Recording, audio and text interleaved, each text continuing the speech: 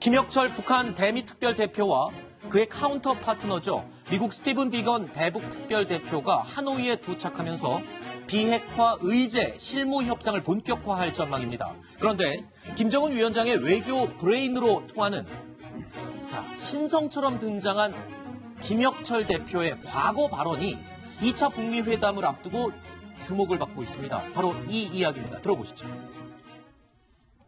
핵을 가진 이 큰 나라들, 다른 나라들이 핵을 못 가지게 하는 데서 다 일치한 이야기를 가지고 있다고. 이 미국은 이 북한함이 가까워지고 북남이 이렇게 조선반도의 평화가 있는 걸 바라지 않는다고. 북한함이 이렇게 가까워지면은 그래서 조선반도가 이 평화 있고 통일이 되면은 미국이 조선반도에 미군이 이 남선에 있을 구실이 없어진다고. 자, 이재명 차장. 예. 이게 지금 이 내용을 들어보면 평화가 오면 미군이 더 이상 한반도에 있을 명분이 사라진다. 그렇기 때문에 미군은 북과 남의 관계가 가까워지길 원치 않는다. 이런 식의 얘기를 하고 있어요. 이게 어디서 한 얘기입니까? 2017년도 2월 달에, 4월 달에, 네. 당시에 이제 김혁철, 스페인, 북한 대사가 있었는데, 북한 대사가 스페인 인민공산당 간담회에서 한 얘기입니다. 네. 거기서 한 얘기를 들어보면, 그러니까 미국은 북과 남이 가까워지려고 하면 빗장을 제거해서 긴장을 조성한다. 그건 다시 얘기해서 평화를 원하지 않는 거다. 근데 네. 그 이유가 재밌는 겁니다. 그 이유가 바로 한반도에 평화가 오면 주한미군이 주둔할 명분이 없어지기 때문이다. 이렇게 얘기를 한 겁니다. 자, 근데 지금 보면 우리가 비핵화의 상조치 중 제일 중요한 것 중에 하나가 바로 종전선언. 그렇죠. 평화협정 체결 아니겠습니까? 네. 그럴 때마다 나오는 얘기가 결국 평화협정을 체결해서 북한이 한미동맹을 와해시키려 하는 거다. 주한미군을 철수시켜서 이런 이제 늘 의구심이 따라 붙는데요. 네. 근데 사실 이제 최근에 김영철 부위원장은 트럼프를 만나서 우리는 그럴 요구를 할 마음이 없다. 이렇게 얘기하면서 그렇죠. 어떻게 보면 좀 안심을 시키는 이런 면이 네. 있었는데 지금 보니까 김정은의 히든카드로 불리는 김혁철 대표가 과거에도 얘기를 했다. 네. 이 얘기는 다시 해서 북한이 지금 당장 주한미군 철수를 요구하지는 않을지 모르겠으나 네. 결국은 장기적으로 그런 플랜을 갖고 있는 게 아닌가 네. 이런 의구심을 살 수 있는 대목인 것 바로 같습니다. 그 얘기는 바로 옆에 앉아 계시는 김종봉 실장께서 매번 나올 때마다 하시는 말이었어요. 지금은 저렇게 얘기하지만 궁극적으로는 분명히 미군 철수 얘기를 꺼낼 것이다. 이렇게 여러 번 말씀하셨죠. 그랬죠. 그다음에 김정일 국방위원장도 네. 과거에 주한미군이 통일 이외에도 주둔해도 좋다 이런 말까지 하면서 네. 주한미군 철수에 관심이 없는 것처럼 얘기했고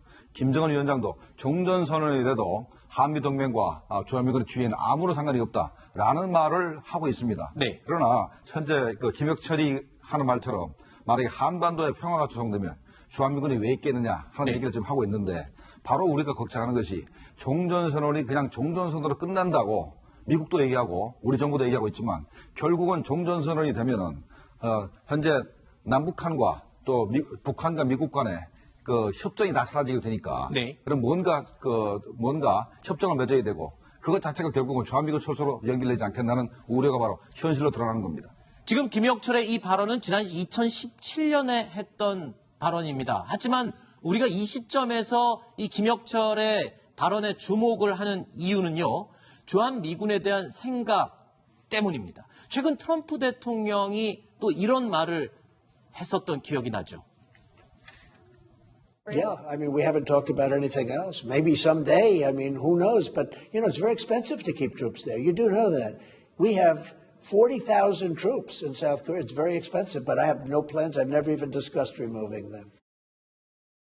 트럼프 대통령이 방위비 분담 문제를 얘기하면서 미군 철수에 대한 그런 암시를 또 준 적이 여러 번 있거든요. 그래서 이번 의제에 주한미군 철수 카드가 올라갈 수 있지 않을까. 왜냐하면 실무회담 당사자가 김혁철 아닙니까? 저 발언을 했던. 그렇죠. 그래서 이제 트럼프는 어떻게 보면 이 김혁철과의 어떤 비건과의 접촉에서 이제 두 마리 토끼를 잡을 수 있다. 즉 북한과 협상해서 비핵화를 촉진시키면서 동시에 이제 한반도 우리 대한민국의 이제 주한미군 비용 분담을 이제 줄일 수 있다는 이런 우리 쪽으로는 늘리고 이제 자기 쪽으로는 줄이는 이런 두 마리 토끼를 잡을 수 있다는 면에서 지금 어떻게 김혁철의 카드와 미국의 카드가 좀 일치한다. 이렇게 되면 오히려 우리 이제 손해를 보는 것은 우리 대한민국 아니겠습니까? 네. 이런 면에서는 우리가 상당히 저기에서 저걸 좌시하지 말고 네. 우리가 참여를 통해서 저걸 해결해야지 자칫 우리만 손해보는 북한의 비핵화 결국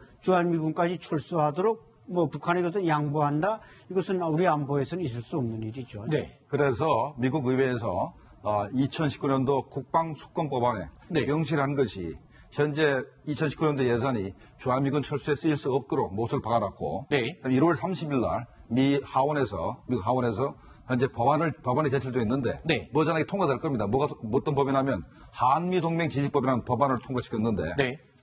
주한미군을 22,000명 이하로 감축할 수가 없다. 네. 그리고 감축을 하려 그러면 국방장관과 합참의장은 의회에다 보고를 하는데 이 미국의 안보에 어떤 영향이 있었고 네. 그다음에 한반도 안보에 동맹국 안보에 어떤 영향이 있었는지 분명히 밝히고 나서 주한미군을 감축한다. 철수도 아닙니다. 네. 그걸 발표해야 되기 때문에 트럼프 대통령이 마음대로 주한미군 철수를 북한과 티하기는 거의 불가능할 겁니다. 아하, 그나마 좀 안전장치가 있는 상황이군요. 이 시점에서 조금 더 안심이 되는 건요. 과거에 김정은 위원장이 지난해 평양을 방문한 정의용 청와대 안보실장에게 이 말을 전했습니다.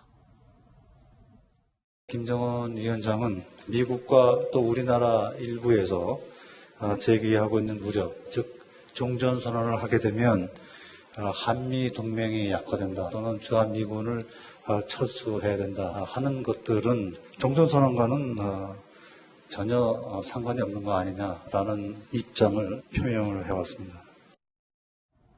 그럼에도 불구하고 김정은 위원장은 왜 주한미군 철수를 주장하는 김혁철을 이번 2차 북미 정상회담 실무회담 최전선에 내세웠을까요?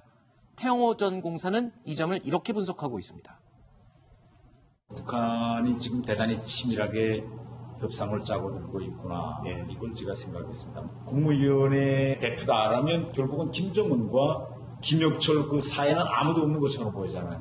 이런 식으로 딱 보이면서 첫째는 김정은이가 진두지휘하고 있다. 이런 인상을 트럼프 쪽에다가 보냄으로써 트럼프로 하여금 트럼프도 나도 이렇게 직접 특별대표와 소통하면서 하고 있으니 너도 이런 식으로 트럼프가 직접 이 미국 정상회담 전 과정에 관여해서 하자. 이 톱다운 방식입니다. 안 박사님, 그러니까 톱다운 방식, 최고 정상끼리 모든 최종 결정을 내리는 이 방식, 김정은 위원장이 굉장히 선호하고 있는 방식인데 그 이유가 사업가 기질이 다분한 트럼프 대통령의 어떤 즉흥적인 부분을 이용하기 쉽기 때문이 아닐까 이런 분석도 있던데요. 그렇죠. 이 트럼프 대통령은 상당히 그 비즈니스맨 출신으로서 이제 계산과 전략이 좀 빠르지 않습니까? 네. 그래서 이제 북한에서 지금 김영철이 어떻게 보면 소외되는 듯한, 왜냐하면 김혁철이 나서다 보니까 김영철은 전문 외교관이고 쿠바에서 유학한 스페인어를 잘하는 전문 이미 대사를 지낸 사람 아닙니까? 네. 30대 이제 차관급에 올랐고, 그래서 어떻게 보면 김영철은 소외되고 이제 김혁철, 김정은과 이 김혁철이 직접 챙기는 듯한, 그래서 트럼프도 역시 잘 됐다. 내가 어떻게 보면 대화가 되는 사람과 직접 한번 고려를 해보겠다. 이런 측면에서 상당히 그 과정을 생략시키는 이런 양상을 나타내고 있는 겁니다. 근데 이렇게 되면 우리 입장에서는 조금 불리해지는 거 아닌가요? 우리 정부 입장에서는. 맞습니다. 이게 김정은 위원장은 자기가 트럼프 대통령하고 직접 딜을 해서 네. 대북 제재를 해제하려는 그런 전략을 가지고 있었어요. 그래서 작년도에 비건 대북정책 특별대표가 평양에 갔을 때 카운터파트인 최선희가 러시아로 도망쳐가지고 만나지도 못했고, 네. 금년 1월 달에 평양 갔을 때, 평양 가서 이렇게 회담을 하는 동안에도 회담 의제만 얘기를 했지 협상은 하나도 없습니다. 서로 쌍방 간의 의견이 다른 것만 확인하고 왔다고 그랬지 않습니까? 현재 봤을 때 결국은 정상회담이 일주일도 안 남은 상태에서 네. 현재 의제 관련해서 협상된 게 거의 없습니다. 네. 결국은 지난 싱가포르 정상회담처럼 트럼프 대통령하고 김정은 위원장이 만나가지고 거기서 단판을 짓게 되는 그런 상황이기 때문에 네. 여기서 어떤 합의가 될지 정말 우리로서는 굉장히 궁금하기도 하고 굉장히 우려되는 바가 큽니다. 왜냐하면 트럼프 대통령이 자꾸 주한미군 철수도 얘기하고 여러 가지 우리 정부에 우리 안보에 굉장히 불리소리를 많이 했기 때문에 네. 정말로 걱정되는 바가 큽니다. 네. 자, 과거에도 계속 주한미군 철수를 언급했던 김혁철이 왜 이번 2차 북미 정상회담 실무 대표로 전면에 내세워졌는지 이 부분을 오늘 집중 분석을 해봤습니다. 자, 앞으로 진행될 2차 북미 정상회담 어떤 의제가 결정이 되고 선정이 될지 지켜보겠습니다. 자, 다음 이야기로 이어가겠습니다. 세 번째 이야기 만나보시죠.